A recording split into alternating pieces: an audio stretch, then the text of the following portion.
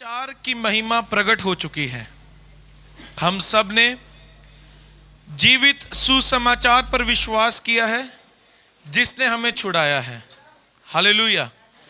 हम सब एक ऐसे समय में से निकल रहे हैं जहां पर हम सब मिलकर वचन में से और सुसमाचार में से सीख रहे हैं, राइट। और जबकि हम वचन में से सीख रहे हैं और इसे समझ भी रहे हैं, प्रभु के प्रेम का प्रकाशन हम सबके जीवन में प्रकट हो रहा है। तो ये जो हमने आखिरी भजन खाया, ये आज आखिरी हो, ये ना आपके घरों में बजे, ये ना आप गाएं कभी, ठीक है। गाइस आपने भी बड़े ध्यान से भजन गाने हैं। अयूब नु कीड़ा लग गया, सानू क्यों लगे?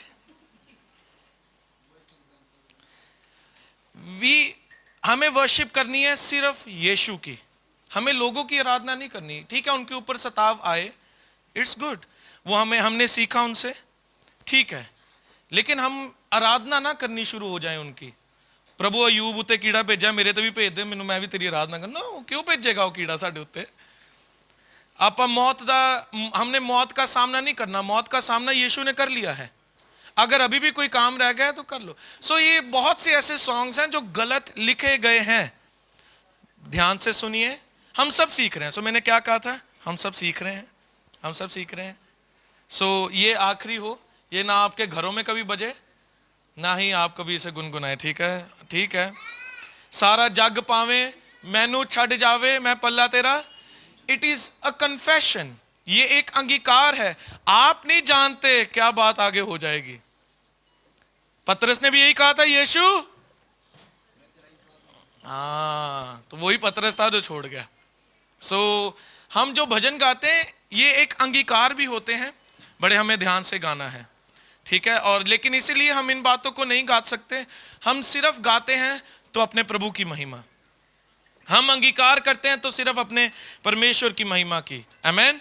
जो ये कहता है कि वो महान है, वो प्रेम से भरा है और वो उसका प्रेम हम सब के ऊपर प्रकट है। इसलिए चर्च, हम सब सीख रहे हैं, तो हम ऐसे ही आगे जाकर, आप सब ने जब भजन सुनने हैं कुछ भी बड़े ध्यान से, कि वो भजन जो है, जो गीत आप सुनते हैं, वो सिर्फ एक व्यक्ति की आराधना करनी चाहिए। वो कौन है? यीशु मसीह। हालेलुया।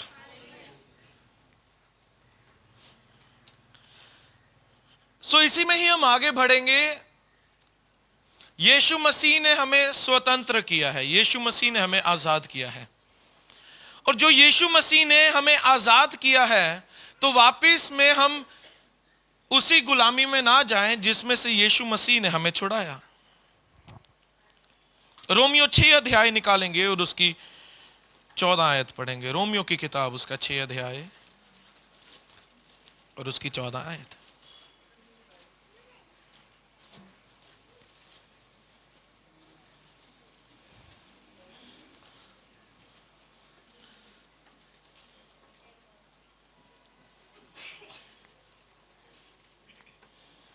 रोमियो 6:14। तब तुम पर पाप की प्रभुता ना होगी, क्योंकि तुम व्यवस्था के अधीन नहीं वरन अनुग्रह के अधीन हो। 15वीं आयत।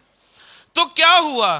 क्या हम इसीलिए पाप करें कि हम व्यवस्था के अधीन नहीं वरन अनुग्रह के अधीन है? कदापि नहीं, कदापि नहीं, नहीं।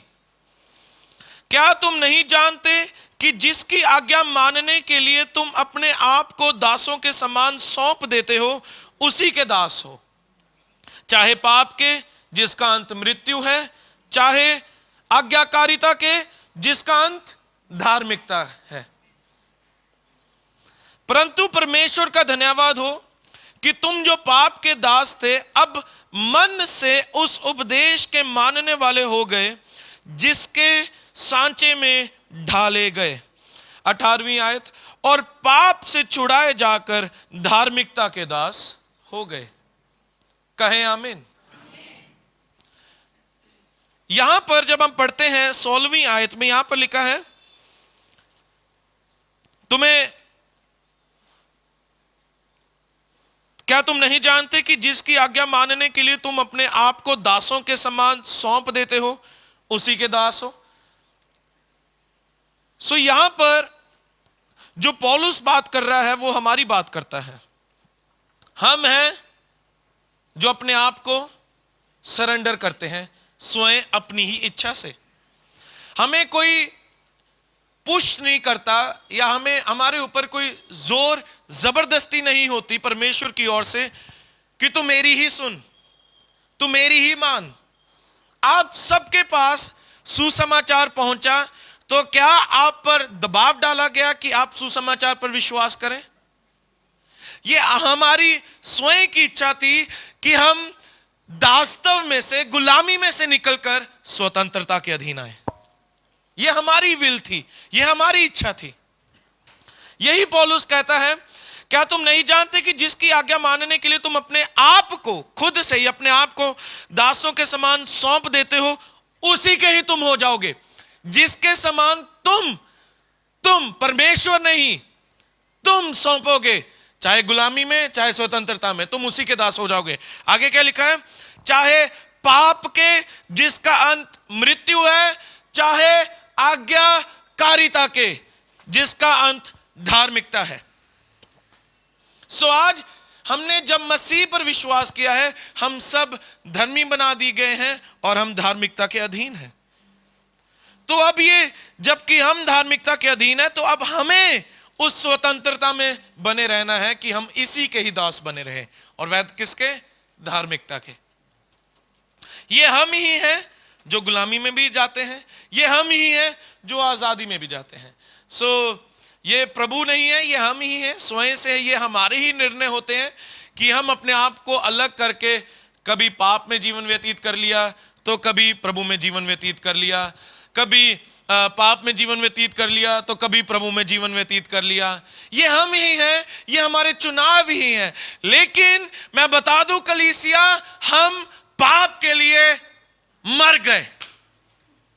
गुड न्यूज ये है, सुसमाचार ये है कि हमें कंसीडर करना है, हमें ये जानना है, I am dead to sin, मैं पाप के लिए मर चुका हूं।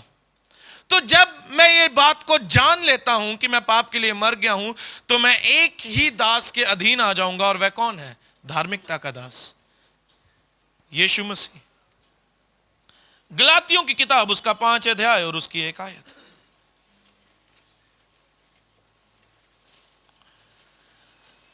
गलातियों 5 उसका 1।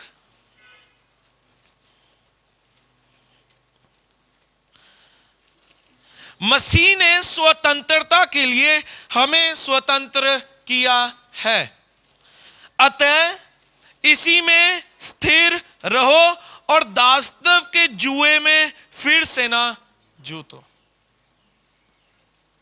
सो हमें किसने स्वतंत्र किया है? हमें आजादी किसने दी है? मसीह ने। हमने जब मसीह पर विश्वास किया, उन्होंने हमें आजादी दी और हमने आजादी का अनुभव अपनी आत्मा में किया है। आगे वचन कहता है, पौलुस कहता है, अतः इसी में स्थिर रहो। यहां पर यह नहीं लिखा प्रभु आपकी सहायता करे इसमें स्थिर रहने के लिए। It is not God. ये प्रभु नहीं है जो आपको आपकी मदद करेंगे कि आप धार्मिकता में स्थिर रहें। ये हमारी बात हो रही है, क्योंकि हम हैं जो खुद से ही धर्मी जीवन भी जीते हैं, खुद से ही हम अपने ही निर्णय से पाप में भी जीवन व्यतीत करते हैं। लेकिन हम अब पाप के लिए मर चुके हैं, इसलिए अब मसीह मुझ में जीवित है और मैं मसीह में जीवित हूं। तो अब मैं धार्मिकता में हूं, अब मैं स्वतंत्र हूं, अब मैं आजाद हूं, और दासत्व के जुए में फिर से ना जूतो। हमें बार बार अपने आप को मसीह से अलग करके जीवन नहीं बिताना। आप में से यहां कितने बैठे हैं जो अब मसीह के हैं? हालेलुया। हम सब अब मसीह के हैं, हम सब अब मसीह के हैं। तो इसलिए हम अपने आप को मसीह से अलग करके दासत्व में, गुलामी में जीवन नहीं व्यतीत करेंगे। दासत्व माने तो आपका डर हो सकता है, आपकी कोई ऐसे कोई बुरी लत हो सकती है जिसमें आज भी आप पड़े हुए हैं, संघर्ष कर रहे हैं, और आप सोचते हैं कि पता नहीं मैं कब निकलूंगा। आप मर चुके हैं पाप के लिए, आप हर एक बुरी लत से मर गए। हर एक बुरी लत आप में मर गई है। वह डर आप में मर गया है। वह कमजोर व्यक्ति जो आप में था, जो घबराता है सिचुएशंस को देखकर, वह मर गया है। जो ये अपने आप को मानता है कि मुझसे कोई प्यार नहीं करता, वह मनुष्य मर गया है। वह पाप का मनुष्य तब मर गया है। मसीह ने हमें आजाद कर दिया है। इफिसियों 5 निकालेंगे। इसी प्रकार से ही तो वचन कहता है। इफिसियों 5 में क्या कहा आगे ही? इफिसियों 5 को जब हम पढ़ते हैं तो यहां पर मैंने आपको पहले भी वचन में बताया, यहां पर 2 जनों की बात हो रही है। किसकी? पति और पत्नी की। हे पतियों, अपने पत्नी से वैसे प्रेम करो जैसे मसीह ने कलीसिया से किया। हे पत्नियों, अपने पति के ऐसे अधीन रहो जैसे कलीसिया मसीह के अधीन है। सो हम इन सभी बातों को सीखते हैं, समझते हैं जब हम इफिसियों 5 अध्याय को, जब हम इस पूरे चैप्टर को 5 को पढ़ते हैं, राइट। लेकिन इसके साथ साथ ही जब पौलुस इस बात की उदाहरण आपको दे रहा है, इसके साथ साथ ही जब हम 5 अध्याय और उसकी 32 आयत में पढ़ते हैं, वहां पर वह एक भेद भी दे रहा है। क्या कहता है? वो कहता है यह भेद तो बड़ा है, पर मैं यहां मसीह और कलीसिया के विषय में कहता हूं। सो वहां पर जब आप पति और पत्नी के बारे में पढ़ते हैं तो पौलुस वहां पर एग्जाम्पल देते हुए सिर्फ पति और पत्नी पर फोकस नहीं कर रहा, वो वहां पर मसीह और कलीसिया पर फोकस कर रहा है। मैंने आपको पहले भी बताया था ना, जब मसीह हमारी पहचान में जब हम सीख रहे थे, शादियों के कार्ड में एक आयत लगी जाती है। वो कौन सी है? जिनको जोड़ा है उसे कोई अलग ना करे। इट इज फॉर अस, ये हमारे लिए है। हमारे दास्तव में हमारे पाप हमें मसीह से अलग ना करें। अब हमारे पाप मर चुके हैं, हमारा पुराना मनुष्य तब मर गया है। अब मैं मसीह में हूं, अब मैं स्वतंत्र हूं, अब मैं आजाद हूं। इस सोच को, इस विचार को, इस विवेक को हम सब ने अपने जीवन में पैदा करना है। पतियों, अपनी पत्नी से ऐसे प्रेम करो जैसे मसीह ने कलीसिया से किया। पत्नियों, अपने पति से के ऐसे अधीन रहो जैसा कलीसिया मसीह के अधीन है। ये बातें किसके लिए हैं? कलीसिया और मसीह के लिए। मसीह ने हमें स्वतंत्र किया है। अब हम खुद से ही, मैंने शुरू में कहा था भी, हम स्वयं से ही दास्तव में जीना ज्यादा पसंद करते हैं। स्वयं से हमें ना तो किसी ने फोर्स किया कि हम प्रभु को स्वीकार करें, ना ही हमें यह कोई फोर्स करता है कि हम दास्तव में जीवन बिताएं। यह हमारी ही इच्छा होती है।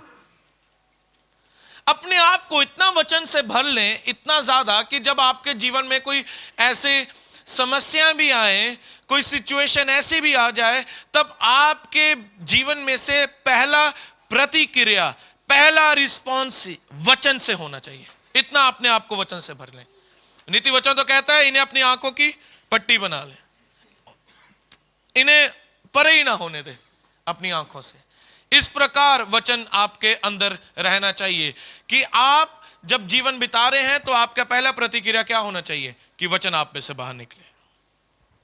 आप कोई ऐसे सिचुएशन में है जहां पर आप डरे हुए हैं, आपके अंदर से एकदम से वचन याद आया, यहोशू 1:8-9, प्रभु ने कैसे यहोशू से कहा था, मैं तेरे साथ हूं, मत डर, मेरे वचन पर दिन और रात ध्यान दे, मैं दूंगा लॉर्ड, यस लॉर्ड। सो ऐसे प्रभु आपसे बात करता है जब आप अपने आप को वचन से भरते हैं। फटाफट आप डॉक्टर, आपके कोई समस्या आई, डॉक्टर के पास गए, डॉक्टर ने आपको रिपोर्ट जैसे ही हाथ में दी, एक बहुत बड़ी बीमारी आपने वहां पर पड़ी, पहली प्रतिक्रिया थैंक यू जीसस, धन्यवाद यीशु। इन सारी बीमारियों को आपने क्रूस पर ले लिया, उससे खत्म कर दिया। इस प्रकार अपने आप को वचन से भरें कि पहली प्रतिक्रिया आपकी ये ना हो कि आप दास्तव में चले जाएं, ओह मैं बीमार, ओह अब इसका इलाज, ओह ये कैसे होगा। पहली प्रतिक्रिया ये हो कि मैं धार्मिकता में हूं, अब मैं चंगा हो चुका हूं, मसीह ने मुझे चंगा कर दिया है।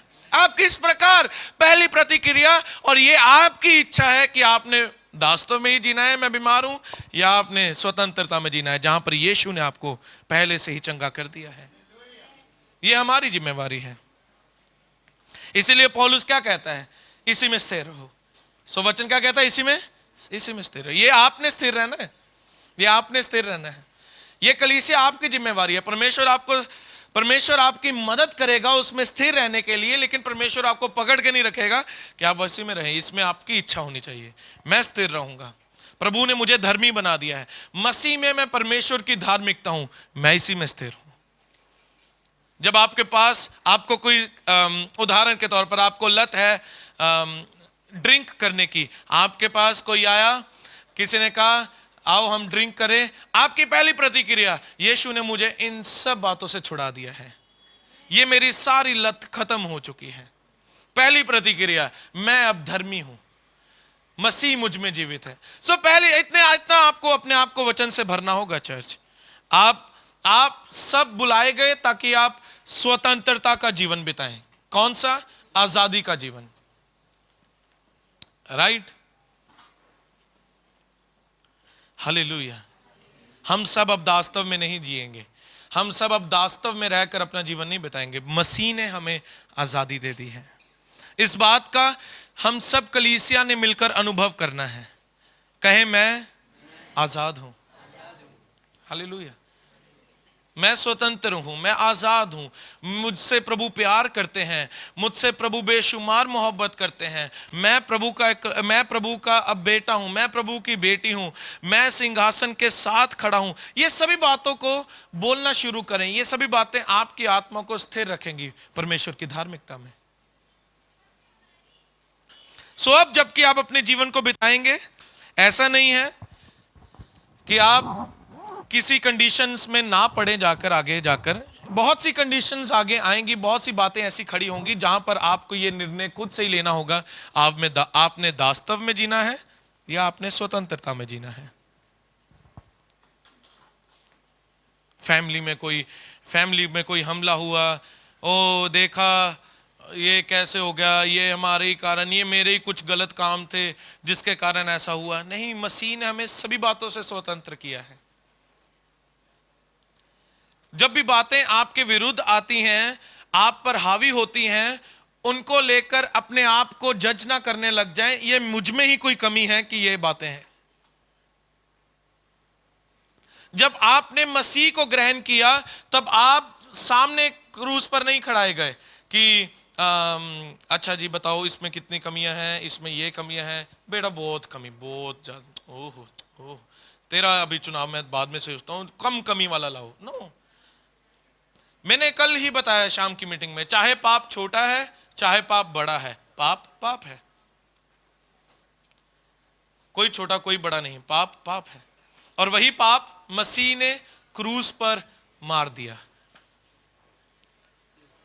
अब मैं स्वतंत्र में जीऊंगा। आप में से कितने तैयार हैं आज से मसीह में स्वतंत्रता वाला जीवन जीने के लिए, जहां पर जब आपके विरुद्ध शैतान आपके और हमला भी करेगा, तब भी आप वचन के साथ खड़े रहेंगे कि मसीह में अब मैं परमेश्वर की धार्मिकता हूं।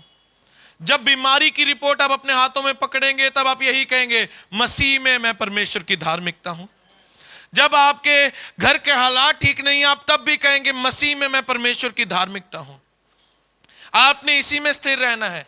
आप चुना हुआ वंश है, आप राजपदधारी लोग हैं, आपकी अब पहचान बहुत महान हो गई है। आप इसी में जीने के लिए नहीं बुलाए गए, ओ ये कैसे होगा, वो कैसे, रोना चीखना चिल्लाना। नो, आप बुलाए गए ताकि आप मसीह के साथ अपने जीवन को हर रोज मनाएं, सेलिब्रेट करें धूमधाम से। आज से हम अपना जीवन मसीह के साथ सेलिब्रेट करेंगे। कितने तैयार हैं? हालेलुया। सेलिब्रेट करेंगे। आमीन। Celebrate the victory of the Lord. Celebrate the victory of the Lord. मनाए हम उसकी जय हमेशा मनाए हम उसकी जय हमेशा